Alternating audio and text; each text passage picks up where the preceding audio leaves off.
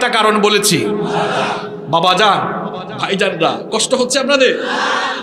এবার আসেন, এই মসজিদে আকসা কয়েক যুগ ধরে ইসরায়েলের বর্বর ইহুদিরা দখল করে রেখেছে।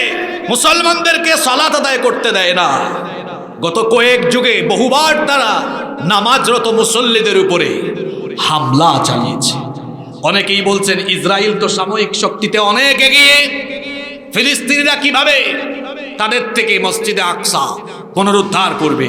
কিংবা মুসলমানরা যদি সারা বিশ্বের মুসলিম প্রায় 200 কোটি মুসলমান ঐক্যবদ্ধ হয়, কিভাবে ইসরায়েলের সাথে পারবে?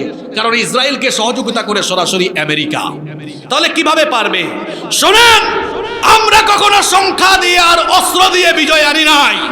ইসলামের ইতিহাস পড়ে দেখেন, সবগুলো বিজয় এসেছে ঈমান আর আল্লাহর সাহায্য দিয়ে, ঠিক কিনা?